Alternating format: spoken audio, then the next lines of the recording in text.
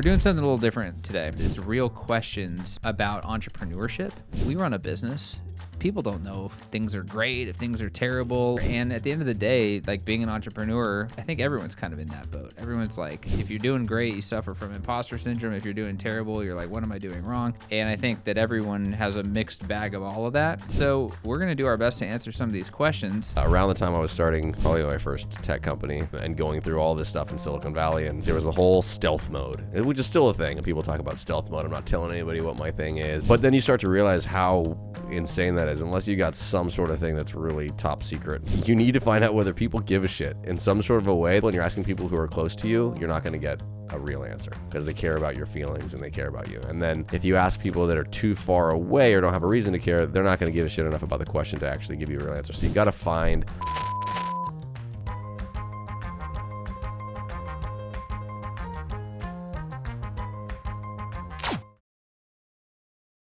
Welcome back to another episode of the Who Cares podcast, the podcast for, are we changing it? We're just going to stick with it. Entrepreneurs, business leaders, change makers, difference seekers who do care. I am Jeff Jackel. And I'm Jay O'Brien. We want to take this opportunity to thank you guys so much for being a viewer or listener of the Who Cares podcast. And it would mean a lot to us if you would like, subscribe, maybe share something you find valuable. It really helps us out. It helps us know what we're doing well, what we can work on better if you leave a comment. And we appreciate all the support. And you have an apple. Yeah, I do. Kids went back to school. Did they give that to their teacher? They didn't. You know, some kids did. I saw an apple on one of the teacher's desks, so that tradition is alive and well still. If a kid handed you an apple, would you eat it? I would not. Am I a teacher? It doesn't matter.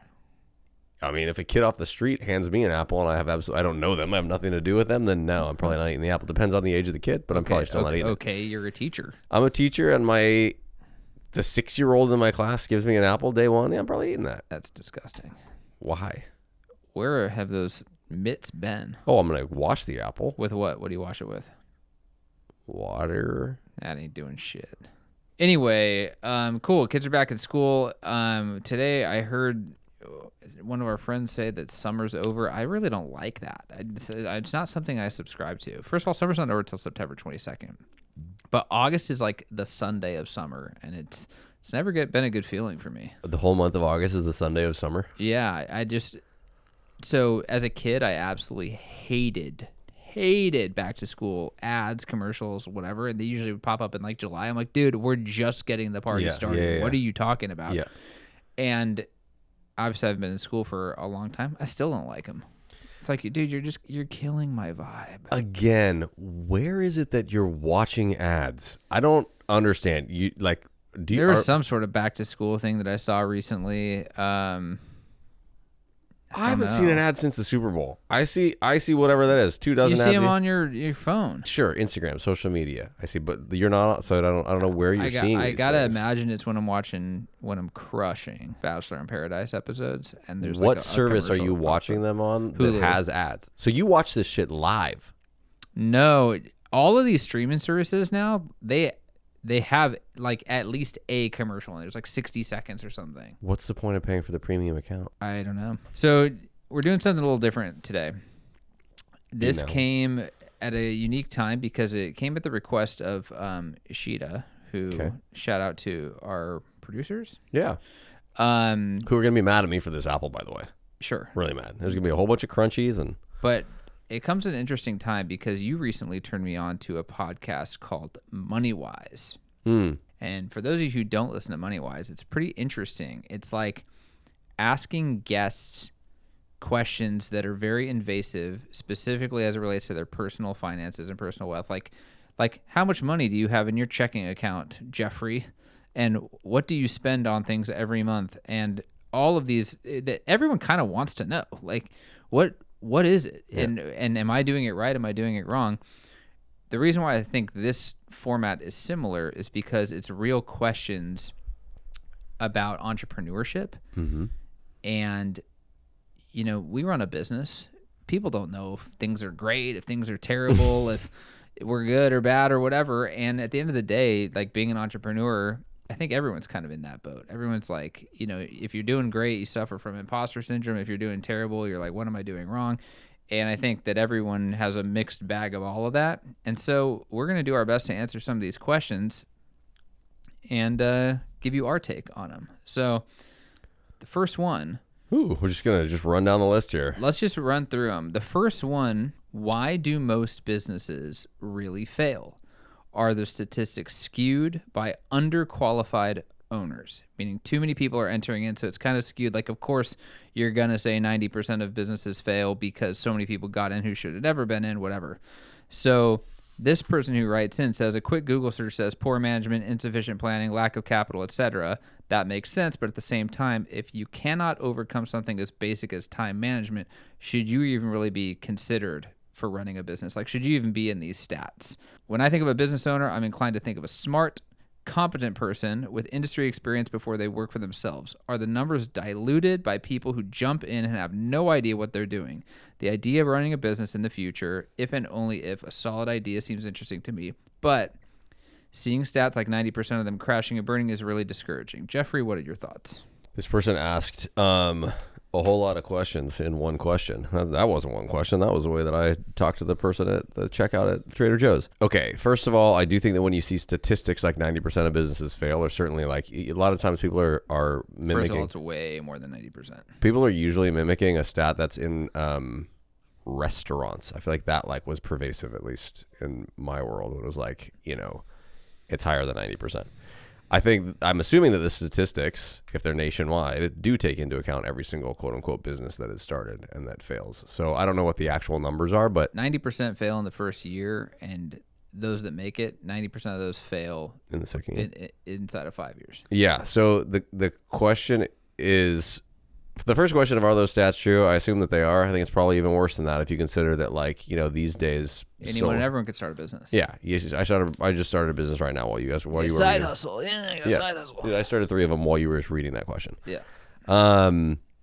So the reasons why they fail there's a million different reasons why they fail, but I think a lot of businesses are started by first-time entrepreneurs who are starting a business after failing at their first business, and they didn't really learn enough to be able to go into the second one. Like, a lot of times you'll be pushing a boulder up a hill, starting a business that you don't really know how to do and how to figure out. And at a certain point, exhaustion sets in, or you start to look for answers like, we're dealing with the wrong people we're trying to sell. We're selling the wrong thing. Maybe I should go and I should sell something different to these people, or I should sell this thing to different people. And you didn't really fix the problems that weren't getting you past that line in the first place. So you're going to go into the second one without actually taking the learnings from the first, and it's going to fail again.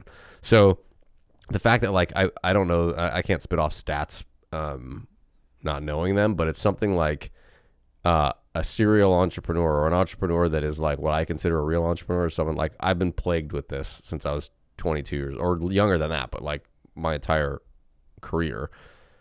Consistently starting things, not really working for somebody else and doing these things.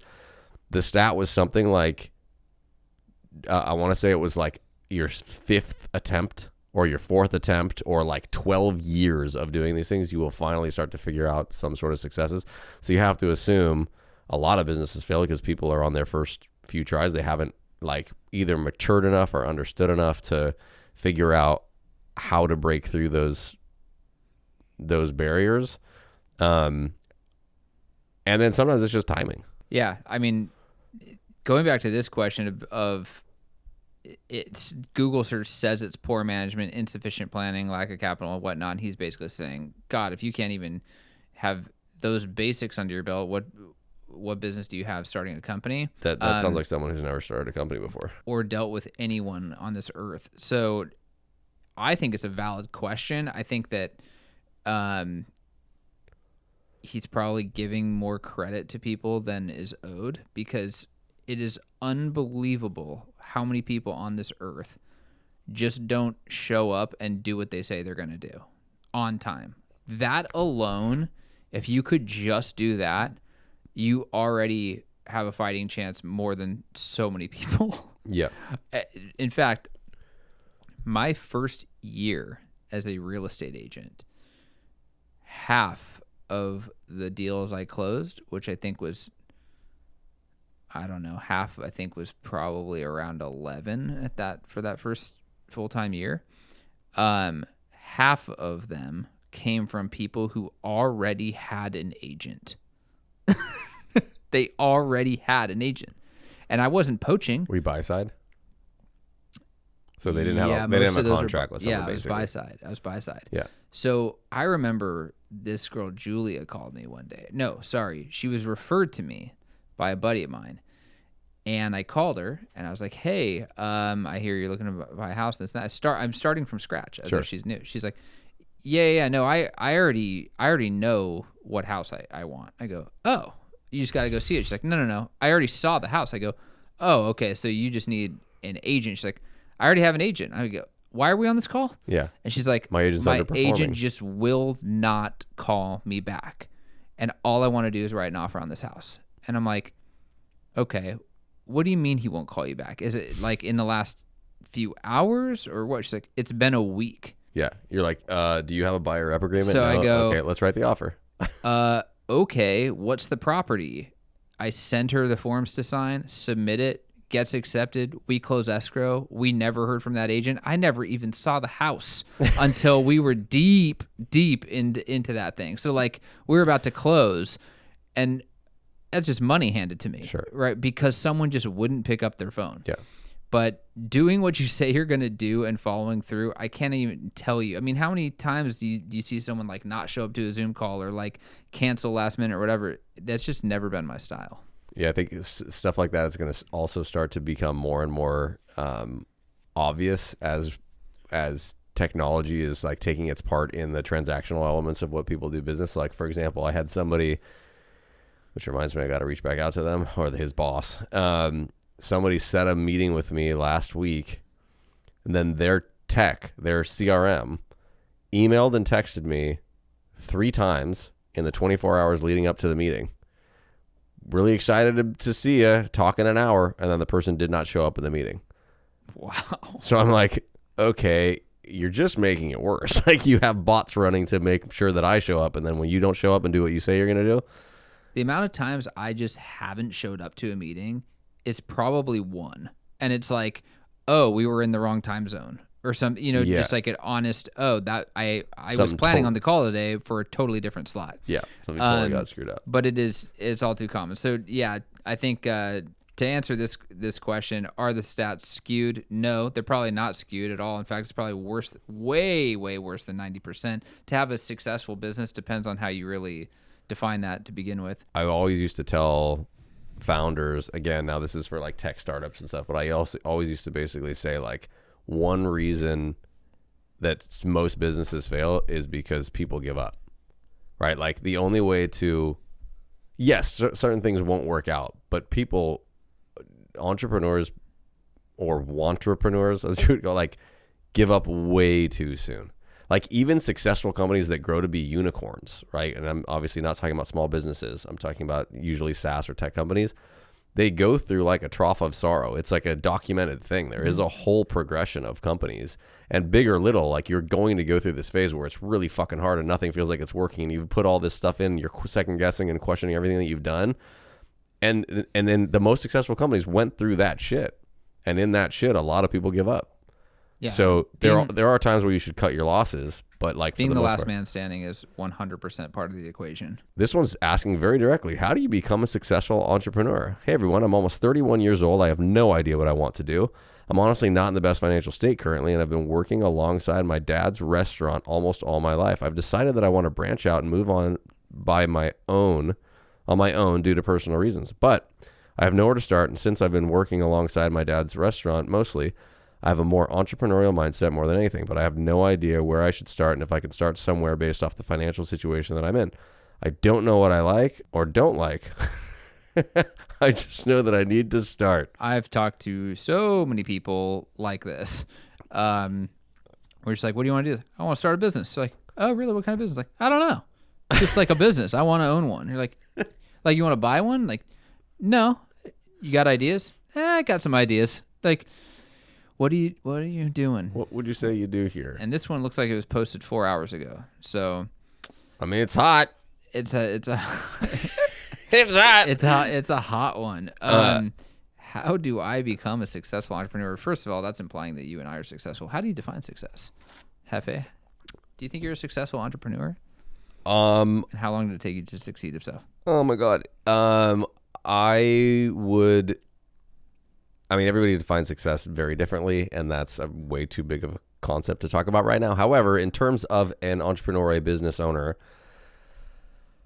I would say it wouldn't be that unlike what I would probably tell her what you would have told your musician self as a teenager or young adult, which is I have not, quote unquote, had a boss or worked for anybody else in 20 something years. And I've been able to support myself and my family and live a lifestyle that I'm comfortable with and my family's comfortable with. And I would call that success in terms of just that. Bigger success, that is immaterial or not material. But I think like you're successful if the ultimate success with entrepreneurship, I feel like is, it sounds super cliche, but doing something that doesn't really feel like work because you enjoy doing it so much. Like there's elements of everything that suck and we talk about it a lot, but like, would I trade it for working for someone else and trying to build something for someone else? You're looping happiness and fulfillment into success then. Yeah. Because you could be running the most boring business on the planet and crushing, and I would say you're a successful entrepreneur, but you're saying, nah, I'm not because I'm not happy. Yeah. You're still successful in the eyes of, What do you think this guy's asking? So I want to answer this person very directly, and it may not be the nicest thing in the entire world. You're going to fail at whatever you try right now because there is no energy, no conviction, no gumption, no like, what's the word? Like passion. There's no passion to do anything. It sounds like, would you say fire in the belly? Fire in the belly. There's no passion here to do anything specific. So this is kind of a weird thing, but we were doing some census thing that I don't know if you filled yours out yet, but it was asking us today as founders, like, what of being a business owner or entrepreneur, which one of these reasons are your driving force? And it was like all these questions. I would love to see how you responded to this, and then if you saw how I responded to these. I think I could guess. I think you probably said like nothing is important, and then the one that was very important was like a balance of time for myself and my family. It didn't even get that far. Go on. The truth is that so there's a lot of people in this situation. I bet if we asked him this question, so why? He's asking, how do I become a successful entrepreneur? Why do you want to become a successful entrepreneur? Why do you want to become an entrepreneur at all? The answer is probably something like, I don't want a boss, which by the way is one of mine. Not because that's not what I wanted. I've just always kind of been weird with authority. That's weird to say, but so why does he want to do that? Just wanting to work for yourself or wanting to build something or get away from your dad, or this sounds like probably prove something to his dad or his family, is not enough of a passion, I don't think, to do something that's going to be successful. Because sure, there's benefits to not having a boss, but like a lot of people who don't want a boss because they're tired of somebody like pushing them and driving them and demanding things of them and whatever. Like the only way you're going to succeed as an entrepreneur is if you push yourself and demand more of yourself than any other boss ever did. And there's no one to do it but you. So like I remember having relationships with people, like girls would be like, why can't we do X tonight or go out to dinner or do this weekend? Like you're your own boss. You make the rules. And I'm like, yeah. And my boss really wants me to fucking win. Yeah. So I get that it seems like I can just slack off and not do these things, whatever, but we're working for a goal here. You have to like have a burning desire to do this to succeed. It can't be just like... And desire in itself is not enough. I mean, it's like, you'd watch back in the day American Idol or something, and these singers would be like pleading to Simon Cowell, like, this is just my dream. It's my dream. You're like, your dream is to be rich and famous and adored by like millions of people on stage as a rock star? Like, that's a unique dream. But also that you're not doesn't good. Matter. Yeah, that doesn't matter at all. Like, what matters is what do you bring to the table. So a successful entrepreneur needs to find how do they deliver so much value to someone that they're willing to pay for it, and like meeting a need in the marketplace. Yeah. And for someone who's just like, I don't know, I have no idea, I just want to be my own boss, never gonna happen. No.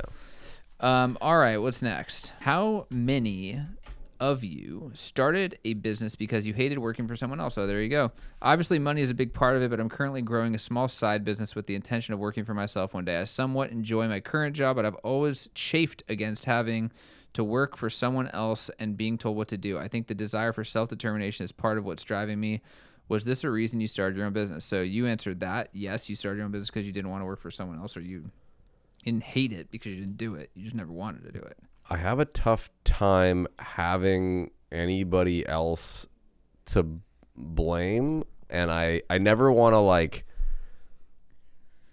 it's hard to explain. Like, if you're a cog in the system, and that's not to say that everybody that has a job is a cog in the system. Obviously, there's a tons of people in organizations that aren't the owner or the founder that, like, have a massively influential role in the direction that things go.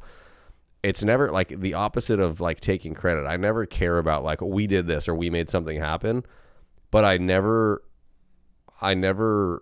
want the feeling of, like, I think this could have been done better. I had some sort of an idea, or I had something to offer and it just wasn't taken, and so it failed, or it didn't work as well as it could have, and I couldn't do anything about it. It's like helplessness. The feeling of helplessness does not exist so long as you are or the decision maker for a company. So do you feel like your fate is more or less determined as an employee by how well the employer can navigate the company? So you could walk in tomorrow and be laid off, and you're saying it wasn't in your control. Your salary may or may not be in your control, or what do you say? The former. Yeah. Like I feel like, and again, you have to really trust the people that run and manage a company that you work for when you are an employee, but a company can survive or thrive or fail ultimately based on the decisions that get made in steering it, where it's going to go, especially when I've always been pretty much in technology and things that move so quickly. So, yes, I never wanted my fate to be more out of my control than it has been. That actually bleeds right into this next question. We're not going to go into this one. We're going to go into this one. Oh, okay. Jump to 5. I believed these 3 lies when I started my business. Nobody really talks about the 3 biggest lies of entrepreneurship until you're too deep to back out. First, the whole, quote, be your own boss thing. Sounds nice until you realize your new boss is just you, burnt out, second-guessing everything, and pulling 12-hour days just to stay afloat. Then there's the classic, quote, do what you love and you'll never work a day in your life, quote. Right, except now I'm juggling stuff I never signed up for, like marketing, taxes, customer support, fixing random tech issues, etc., all while pretending I have it together. And don't even get me started on passive income. Yeah, totally passive if you consider panicking over bug fixes. This is so funny because going back to the guy who said he really wants to start a business, like, how do I become a successful entrepreneur? So many people are like, dude, I want to get out of the 9-to-5 grind. And you're like, 9-to-5 grind?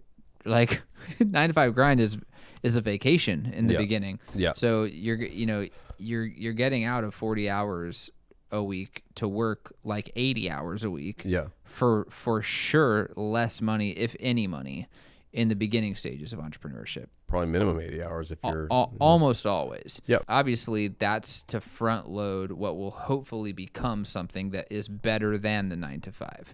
But in the beginning, it's hardly that. And I think that's actually where a lot of people misstep, is they jump the gun way too soon. So like an ex-girlfriend of yours who's like, let's go to the beach at 11 a.m. on a Wednesday because you can. So many people who say, yeah, I can because I am my own boss. And we see this all the time with real estate agents, right? It's like, yeah, I can do whatever I want because I. Yep. So it's like, all right, the ones who can do whatever they want, you're either working 12 hours a week or you're working 80 in the beginning. And that kind of separates who makes it and who doesn't. Then after that point, it's not like it has to last that way forever. But when he says the 3 biggest lies, like, I mean, it's hardly something to be glorified in the beginning stages. And the risk is incredible, you know? So the reason this is like short-sighted to me is, okay, so the 3 lies are be your own boss. Sounds nice. The second one is do what you love to do, you'll never work in a day. And what's the third one that he's saying? Oh, passive income. They're not lies. Those are things that people say when they've found success. So like it's wild to me that somebody would be surprised that in the beginning stages of your entrepreneurship journey or your startup or whatever it is that you are going to wear every single one of those hats. Did you come in with capital raised to hire the person who's going to do the marketing and the finances and all this kind of stuff? Because most people come in just themselves or a partner or whatever it is. Like, we should at some point splash up like pictures of fucking our houses full of boxes and stuff and like working around a kitchen table and just like, I mean, playing every single position every in single the organization. Yeah, I mean, like we had one of the gnarliest things we may have talked about on here or not, but like we were in New York or San Francisco or something. You did a talk, and like we're literally afterwards like meeting people and whatever, and somebody is saying that they're on the chat right now with our help desk while they're talking to us, and I'm doing this on the side, and I'm the fucking help, and our person is. That was in San Francisco, yeah. And they told us like, oh yeah, we talked to Samantha, or Ashley, she was great. We're like, yeah, she's solid. Yeah, she's totally solid. Like you're literally doing everything. So a lot of this is like when people say, or sell you the dream of entrepreneurship, like recognize that I mean, this goes into the thing where people are like, everyone thinks that an entrepreneur or somebody is like overnight success. It's like there's no such thing. They're just not seeing the first 15 years or 10 years or 5 years or whatever it is. They're eating all that shit. And so this it's not that it's untrue. I think it's very similar to like, how do I become a ripping guitarist? How do I become like the best basketball player in the world? It's like at a certain point, if you've got to ask, you're never going to be the person, right? Like you've got to start grinding and trying and fail. Like there's a zillion books out there or whatever, but it's hardly a roadmap of here's the how-to, step 1 complete, step 2 complete. That's not it. It's so dynamic that it's ever changing, but putting in the work and grinding it out is where the life lessons happen. And obviously we are learning lessons every single day, and we're failing every single day and succeeding every single day, right? Like that's just all part of the dance. Yeah. How do people learn to be a CEO? This may be a stupid question, but when launching a startup and being the CEO, when your background is more in a specific field, how do people go about learning to be a CEO and run and grow a business? I have a long history in sales and marketing for big tech companies, but now I'm CEO of a fintech startup which has a huge amount of complex legal, compliance, and finance, which are really not my skill set at all. Obviously, my co-founders have the experience to put the idea together, but I'm having a bit of imposter syndrome due to my lack of skills in many areas. What I am great at is speaking, presenting, selling, strategy, etc. I think this is like, it's almost like we talked about a couple weeks ago. When someone's really good at sales and you're like, you're really good at selling things, you should be the manager. You're like, recognize that's a completely different job. Like maybe you can teach people how to sell because you're good at selling, but to actually manage people and manage a team, that's a totally different skill set. I think similarly with the CEO, early days, you start a company, you're like, someone's got to run this thing. I can't afford for anyone else to run the thing. I'll run the thing. Many people might grow into that role. They might grow out of it, So for this person, they're like, my skill set's not even in being able to manage people and whatnot. I'm a good presenter. I'm good at selling and whatever. And the reality is they might actually hire someone to become the CEO one day if the company evolves to do that. Sure. Yeah. I mean, that's like, and being willing to step back when that time comes. I think the answer to this person's question, though, it sounds like they've got co-founders that set this thing up. This is this person's role. I think, it's probably an advisory board. It's probably getting mentors and people who have done this before, because it doesn't sound like, if they've got a few founders or whatever, someone's got to do that role, right? It's like, someone's got to do it. I mean, read every book there is on it and try your best. I mean, it's like parenting, right? I mean, at the end of the day, you're like, a lot of people have done it. You've been exposed to it as a child on the other end of it, right? Like what would you do? What would you like? How would you run it? You're instead of running a family, you're running a company, And while, again, there's support and roadmaps to some extent, it's like everyone's going to have a different style. People are going to have different successes. I know great ones. I know terrible ones. And that's just kind of part of the deal. But how do people learn? I honestly, I think it'd be not only exposure and trial and error, but tons of books that are out there that you can start to learn people's different styles. For sure. There's easier and better access to education of this type than there ever has been right now. And the step one, I think, that this person's already taken is like acknowledging that you kind of don't know what you're doing. And then there's a lot to learn. So step one, recognize there's a lot to learn. Two, get to learning. you know, and that's the thing is like, I was having this conversation with someone recently, like not, especially in the very beginning, not posturing as if you're something you're not, just being vulnerable and asking the dumb questions and stopping someone when they're explaining something. You say, hey, can you stop right there? I don't understand what you're saying. Break it down for me like I'm a kindergartner. Totally. That sort of thing is so important in any position, in any role. But I think oftentimes someone in a higher level position needs to posture because they need to kind of feel like they've walked into that role and have earned it. But I was talking with a friend of mine recently who is going to some mixer with a bunch of founders, a bunch of CEOs. And the advice I gave him was, don't be that guy.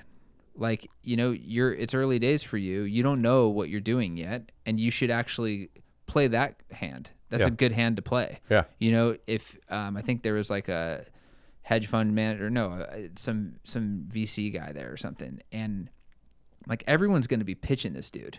Like everyone's going to be like, my company this, my company that. It's like, be the guy who goes the opposite way. Be the guy that's like, I mean, I created this little thing. It's kind of, I don't really know what I'm doing, and let him be so blown away and surprised at what you actually did come to market with, versus the other way where you're like boasting and like, oh, well, how's it going? And you got to start spitting out numbers. Now you look like an idiot. Yeah. My friend stopped me from building and forced me to sell. He was right. This is brutal. I took the leap into the solopreneur world. My plan was to disappear for a few months, build a product, and launch it. Luckily, a smart entrepreneur friend stopped me. He said, building stuff is the easy part.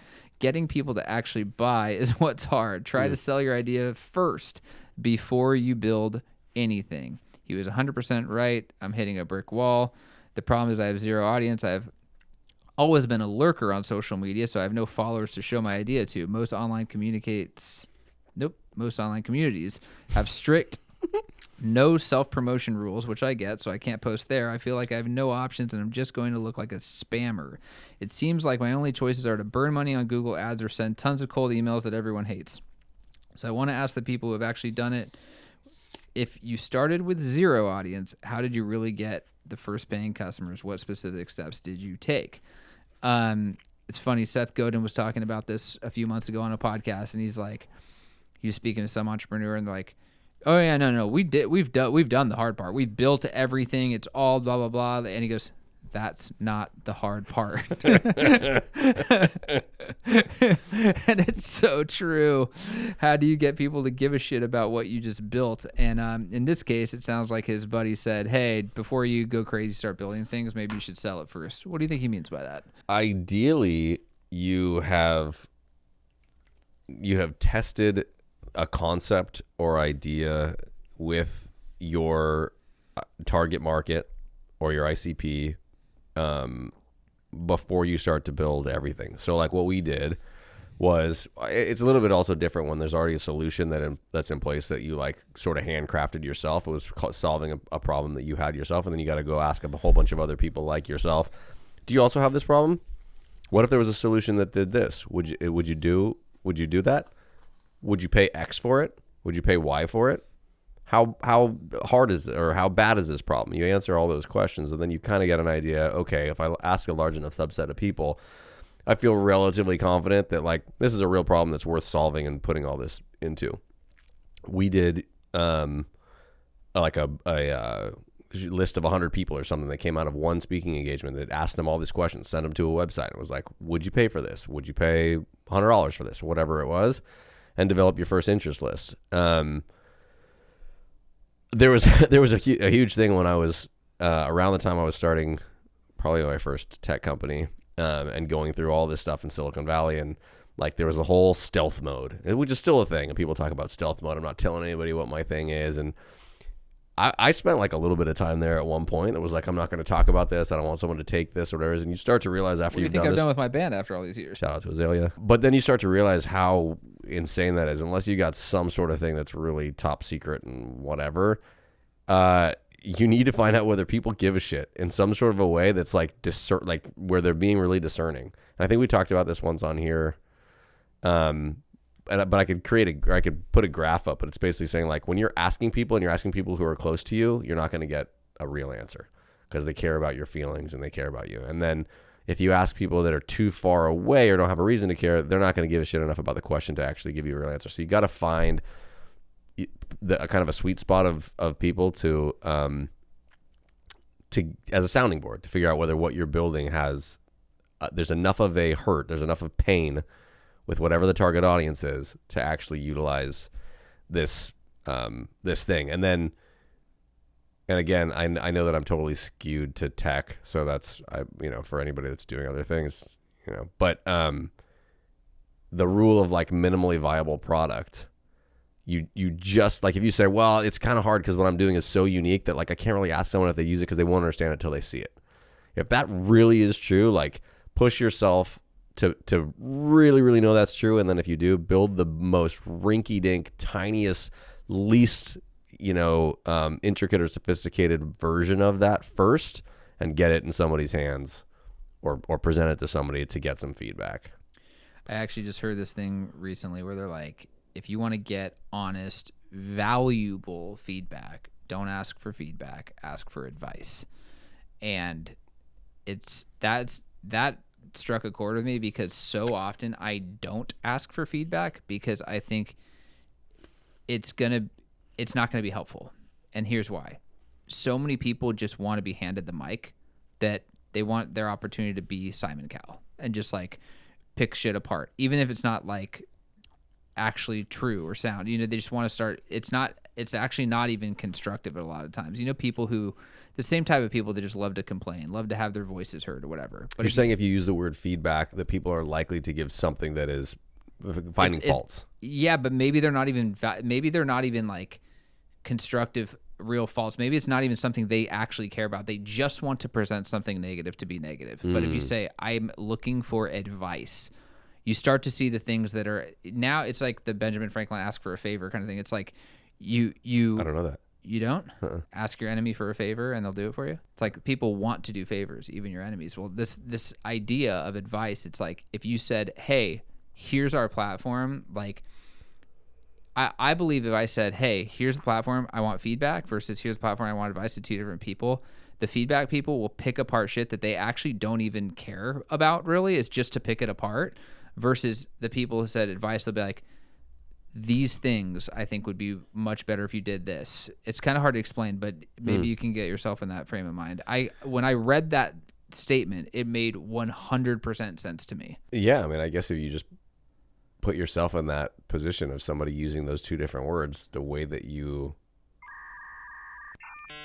it's almost like asking someone for feedback is turning the recipient or the responder into a critic, and asking for advice for advice is turning them into a sage. So correct. So if a restaurant said, "Hey, we'd love your feedback," and I was like, service was too slow, this was dirty or whatever, it's like, okay, maybe some of that's true, maybe it's mildly helpful. What is slow? Is it took 2 minutes or it took 20 minutes? None of it's like actually helping me. But if I said, "Hey, I really need advice, what would you advise me to do?" They'd say, actually, the drinks were fine. Now that I'm thinking about it, the drinks were fine. The service actually was fine.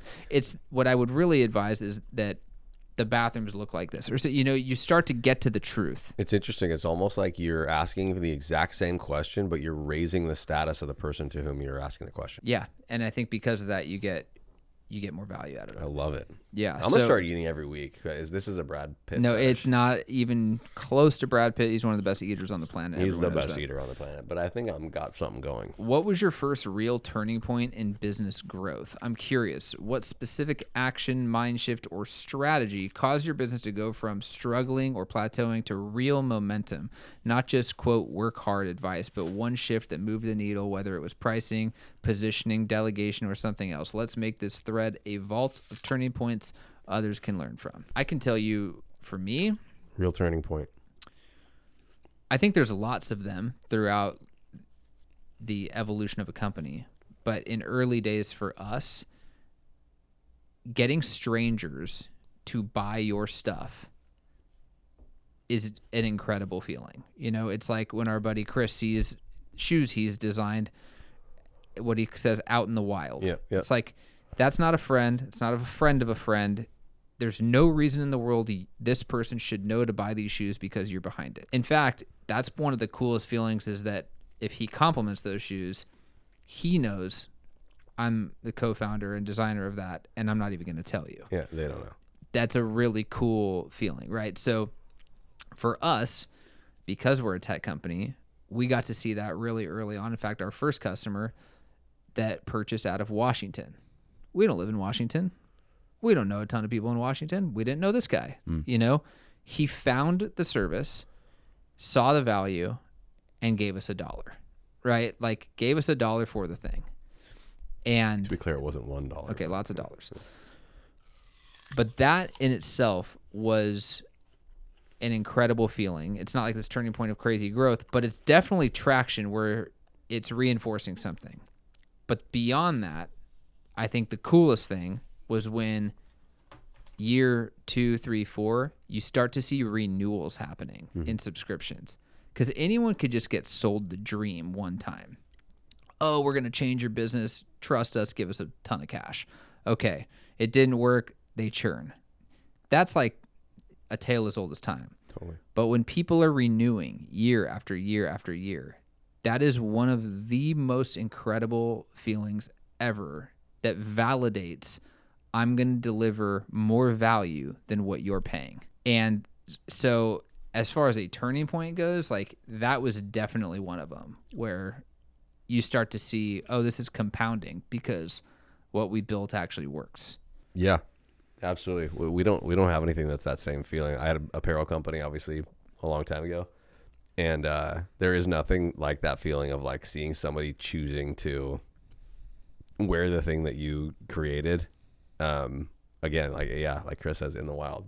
We don't have. Well, no, we do, because a lot of the products we design have been gifted to people that don't know we're behind it. So I've seen this, I guess here's what's crazy. Not seeing it in your friend group is obvious because we're in the whole country, and why would we see it? Right. So when you do see it with your friend group, it's a very weird coincidence because they actually have no idea. So I'll give you 2 examples. One, Ash's best friend Claire lives in Idaho. She called Ash like a year or 2 ago. It's like, oh my God, last night was amazing. Me and my friends went over to Jonathan's house and we had this like fun game night. We played this one game called the question game. Shut up. Wait, what? You never told me this story. I didn't?